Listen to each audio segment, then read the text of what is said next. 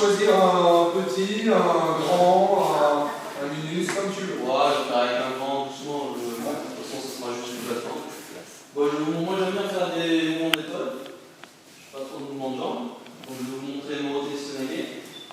Je vais vous montrer quelques points clés et des petites choses que je pense importantes, des petits points en plus qui vont peut-être vous permettre d'avoir le déclic, parce qu'au final, quand on fait une technique, après, c'est qui fait la différence. Ça va être peut-être plus les réactions et les petits détails. Je vais faire attention à ça. Au Morote Tsunage, vous connaissez tous ?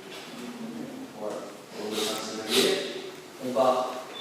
Première main au vert, deuxième main à la manche. Je trouve que pour faire monter son aiguille, c'est quand même important de libérer ses épaules.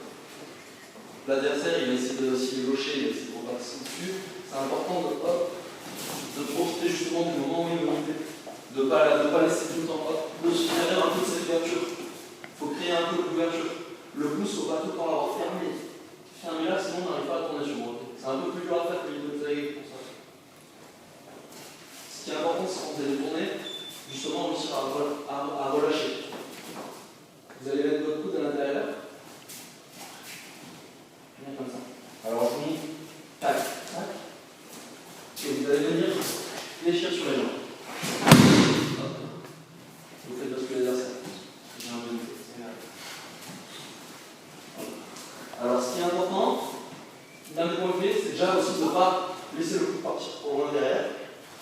Ou inversement, de ne pas être non plus trop fermé trop vite. Il faut trouver le juste milieu. Alors, sinon, si vous êtes souple ou au contraire, si vous êtes un peu raide, il faudra justement essayer de lutter contre vos défauts pour trouver le bon placement. Quelque chose d'important sur le Morote Tsunage, c'est par exemple, moi j'aime bien droite, faire un meilleur placement sur les pieds à l'adversaire. Alors, déjà, j'essaie d'avoir moi la manche, tac, je viens de prendre, et là, je vais essayer de lui faire reculer ce pied. Pour le faire avancer ce pied. Voilà. Et là, il a fait une erreur. Parce qu'il est toujours en garde à droite en haut. Et il a mis ses pieds comme un gaucher. Si on arrive à faire des petits ordres comme ça, après derrière, c'est plus simple quand on va faire l'ouverture pour partir, pour rentrer. L'adversaire va se retrouver, hop, avec ce pied qui bute sur ma jambe. Alors que si j'avais lancé directement, il va réussir à faire le faire chasser. Voilà. C'est simple, vous avez compris ? C'est simple. Je rentre un peu dans les détails pour que vous compreniez, comme je ne suis pas là longtemps, je vous montre des petits trucs, c'est pour que vous compreniez un peu l'esprit. Il faut trouver la solution, comment fixer l'autre sur ses jambes. Et pour fixer l'autre sur ses jambes, hop hop, moi j'aime bien ça. On le fait venir sur le pied droit légèrement. Alors il viendra peut-être pas autant, mais tac, voilà. Dès que l'adversaire fait la faute, il faut déclencher. Là vous allez venir, alors je vous remonte.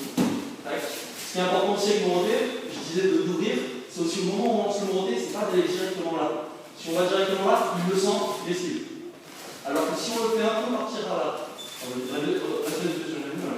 si je le fais partir un peu vers là, et que derrière je déclenche, il va se retrouver fixé dans mon dos. Regarde, plus loin.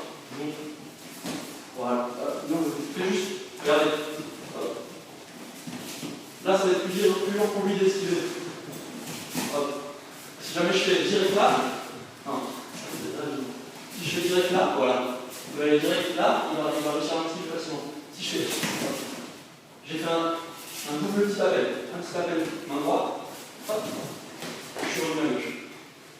Je vais vous montrer une fois, je ne suis pas très chaud donc on va faire là.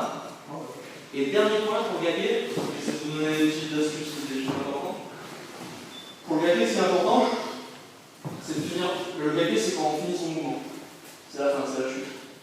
Ce qui est important, c'est de réussir à terminer son mouvement. Et si vous faites juste ça, vous n'arriverez pas à terminer. Vous avez peu d'amplitude. Donc ce qui est important, quand vous faites votre gagner, c'est quand vous êtes à genoux, revenir poser votre pied. Et avec ce pied-là posé, vous pourrez aller chercher plus loin, étendre et remonter dessus. Et c'est important. Il faut que quand vous tombez à genoux, vous remettez dessus comme ça. Et ça vous permettra en plus d'avoir cette petite rotation. Et regardez ce que ça va faire quand l'autre va vouloir esquiver.